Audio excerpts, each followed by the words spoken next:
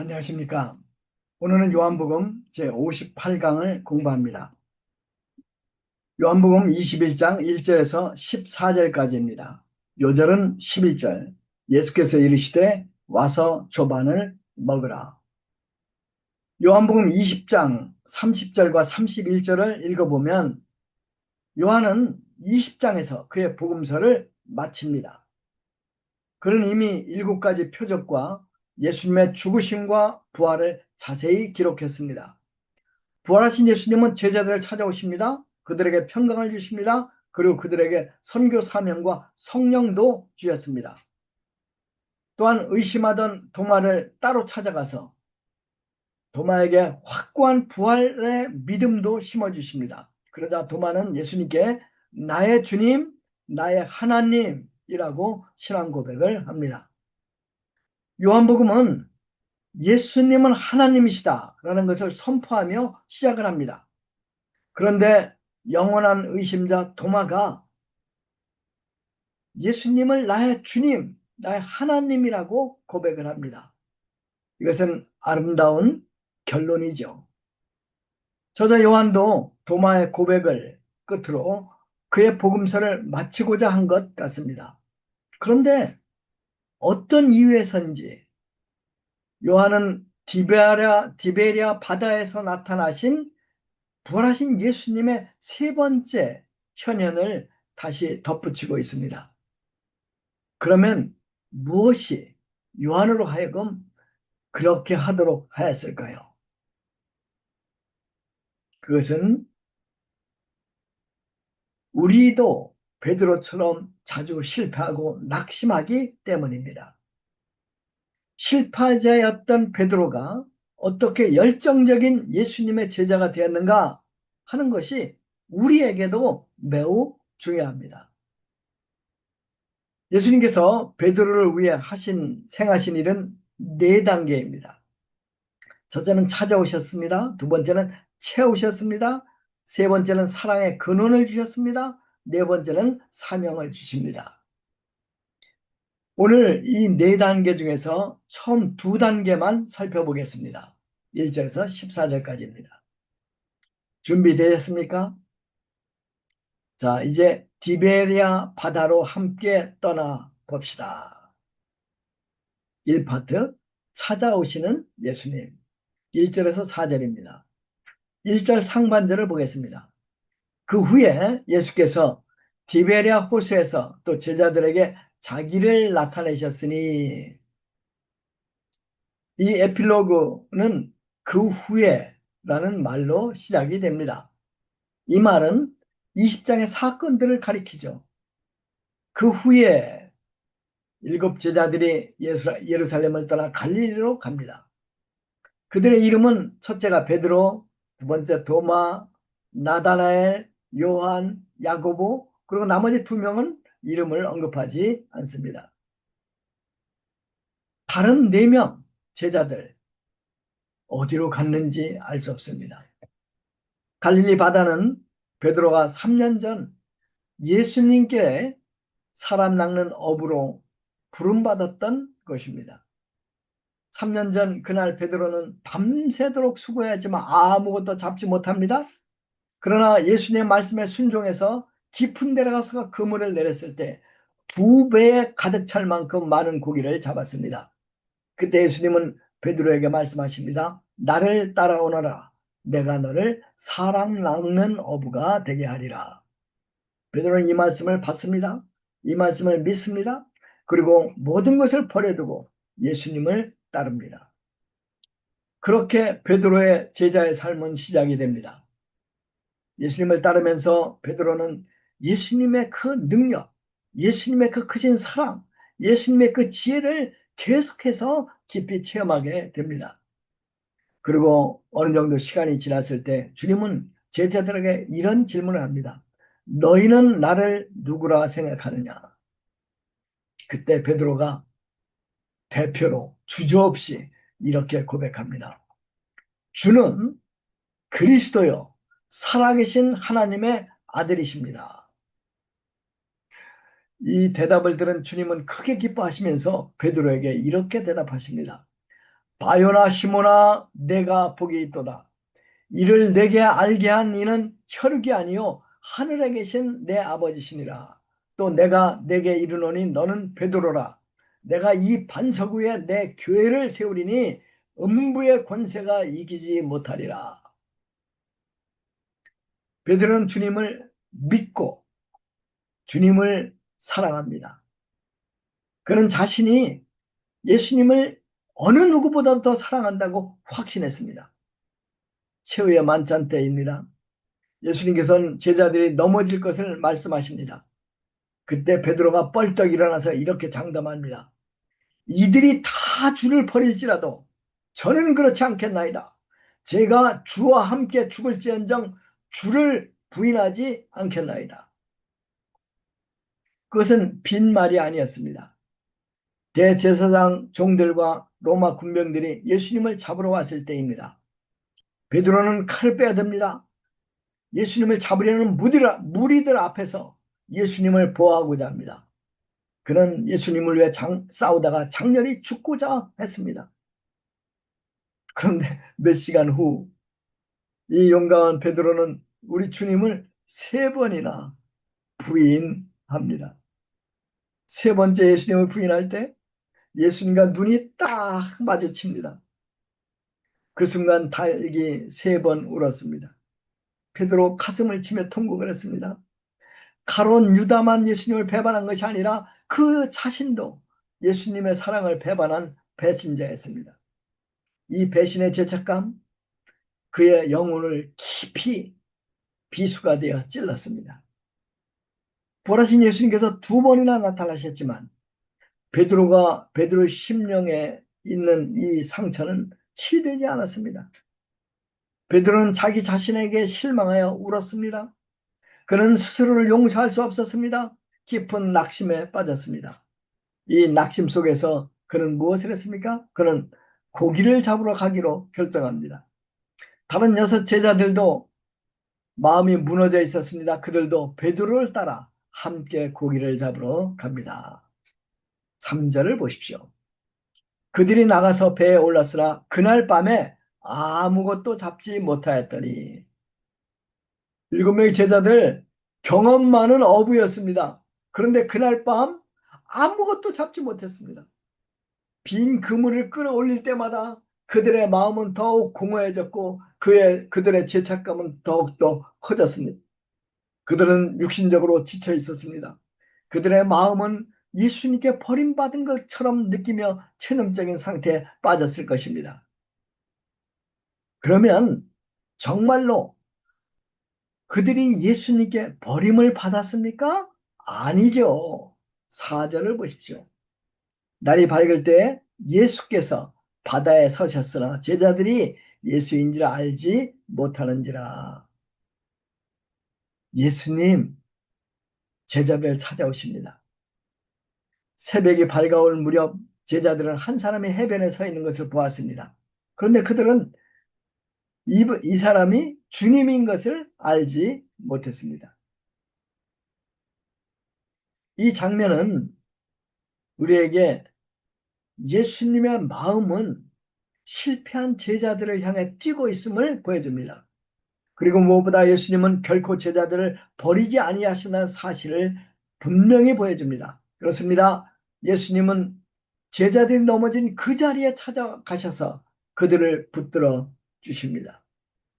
그렇습니다. 우리가 어디로 가든지 우리 주님은 우리를 찾아오십니다. 우리가 낙심할 때 우리는 그곳에서 주님을 만날 수 있습니다. 우리가 모든 사람에게 버림받은 것 같은 느낌이 들 때에도 우리 주님은 가장 우리 옆에 가까이 계십니다. 지난날의 영광이 사라졌다고 느낄 때에도 우리 주님은 바로 그 자리에 계셔서 우리를 붙들어주고 계십니다. 아멘.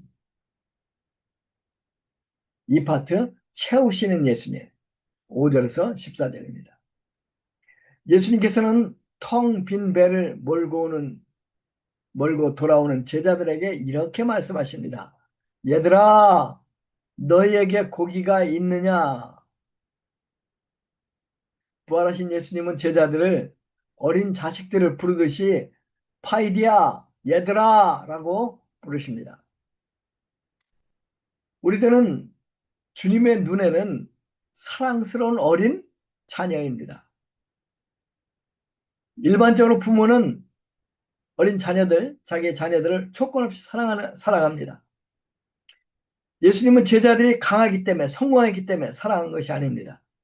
그들이 죄인자 되었을 때, 그들이 연약할 때 예수님은 자신의 피로 그들을 거듭나게 하십니다. 그들의 존재 자체가 예수님에게 기쁨입니다. 여러분, 여러분의 존재 자체가 예수님께 또 하나님께 기쁨이 된다는 것을 알고 계십니까? 예수님은 우리가 무엇을 큰 일을 했기 때문에 우리를 사랑하시는 것이 아닙니다. 스바냐 3장 17절에 이런 말씀이 있어요. 너희 하나님 여호와가 너희 가운데 계시니 그는 구원을 베푸실 전능자이시라. 그가 너로 말미암아 기쁨을 이기지 못하시며 너를 잠잠히 사랑하시며 너로 말미암아 즐거이 부르며 기뻐하시리라. 그가 너로 말미암아 기쁨을 이기지 못하며, 이런 표현이 있습니다. 그렇습니다. 우리 존재 자체가 예수님에게 또 하나님에게 기쁨입니다. 제자들이 예수님에게 이렇게 대답합니다. 없습니다. 그래서 예수님은 그들에게 이렇게 말씀하십니다. 그물을 배 오른편에 던져라. 그리하면 잡으리라. 그들이 그물을 예수님 말씀대로 오른편에 던집니다. 물고기가 너무 많아 끌어올릴 수 없을 정도로 많이 물고기가 잡혔습니다. 자, 무슨 일이 일어난 걸까요? 예수님이 물고기들에게 153마리 물고기들에게 명령한 거예요. 그물이 배 오른쪽으로 내려오면 너희들은 그, 그 그물 속으로 싹 들어가라 이렇게 명령하신 거예요. 주님의 말씀에 바다성 물고기들이 순종해요. 그러면 왜 예수님께서는 제자들로 하여금 먼저 물고기 잡는 데 성공하도록 도우셨을까요? 그것은 베드로와 다른 여섯 제자의 낙심된 마음을 도와주기 위해서입니다. 베드로 주님을 따르는데 실패합니다. 또 고기잡이 실패로 인해 더욱 마음이 허전했을 것입니다. 그래서 예수님은 그들의 그물을 물고기로 채우시고 그들의 마음을 새로운 희망으로 채우시기를 원하셨습니다. 제자들은 그들의 빈 배로 물고기를 가득 채우자 몸은 새 힘을 얻고 그들의 영혼은 새로운 소망을 얻었을 것입니다. 7절 8절을 보겠습니다. 요한이 가장 먼저 예수님을 알아보고 베드로에게 주님이시다 라고 말합니다. 그러자 베드로가 벌떡 일어나서 겉옷을 두르고 물에 뛰어듭니다. 보통 물에 들어갈 때는 입던 옷도 벗고 뛰어드는데 베드로는 거꾸로 겉옷을 두르고 물로 뛰어들어서 헤엄쳐서 주님께로 갑니다. 배에서 육지까지 거리는 약 100m였습니다. 그의 반응은 베드로가 얼마나 예수님을 존경하고 사랑하는지를 보여줍니다. 그는 고기를 잡으면서도 고기를 생각한 게 아니라 예수님을 계속해서 생각하고 있었던 것 같습니다. 다른 제자들은 작은 배를 타고 물고기와 그물을 육지로 옮깁니다. 9절 10절을 보겠습니다. 육지에 올라보니 숯불이 있는데 그 위에 생선이 놓였고 떡도 있더라. 예수께서 이르시되 지금 잡은 생선을 좀 가져오라 하시니 시몬 베드로가 올라가서 그물을 육지에 끌어올리니 가득히 찬 큰 물고기가 153마리라. 이같이 많으나 그물이 찢어지지 아니하였더라. 제자들이 육지에 올라와 봅니다. 근데 숯불이 피어 있어요. 그 숯불 위에는 생선들이 노릇하게 구워서 맛있는 냄새를 풍기고 있습니다. 또 숯불 위에는 떡도 충분히 놓여 있습니다. 그런데 제자들은 선뜻 주님께 나가지 못합니다. 그러자 주님이 제자들에게 부드럽게 말씀하십니다. 지금 잡은 생선을 가져오라. 그러자 어색하게 서 있던 베드로가 그냥 이 배로 뛰어갑니다. 그리고 그물을 끌어올립니다. 그리고 생선을 이제 그릇에 담으며 세기 시작합니다. 하나, 둘, 셋, 넷. 물고기를 세어보니 전체가 153마리였습니다. 12절, 13절을 보십시오. 제자들에게 주님은 말씀하십니다. 와서 조반을 먹으라. 자, 그러면 그들이 뛰어가서 예수님과 함께 조반을 먹었을까요? 아닙니다. 자세히 보세요. 13절을 보세요. 예수님께서 손수떡과 생선을 가져다가 그들에게 주십니다. 그들은 주님께로 가지 못합니다. 예수님은 십자가에 달리기 전 온 마음과 온 힘을 다해 제자들을 섬기시지 않습니까? 제자들의 발을 씻으십니다. 죄인들을 위한 대속제물로 당시에 생명을 내어주셨습니다. 이제 예수님은 부활하십니다. 하늘과 땅의 모든 권세를 가지셨습니다. 창세전에 가졌던 영광을 다시 누리십니다. 그런 만왕의 왕 주님께서 지금 무엇을 하고 계십니까? 배고프고 지친 제자들을 위해 아침 식사를 준비하셨습니다. 제자들 꾸중을 예상했을 것입니다. 그러나 예수님은 그들을 책망하지 않으십니다. 오히려 바닷가에서 숯불을 피워놓고 생선을 굽고 떡을 준비하여 그들을 식탁에 초대합니다. 와서 조반을 먹으라. 이 초대에서 우리는 예수님의 용서하시는 사랑을 봅니다.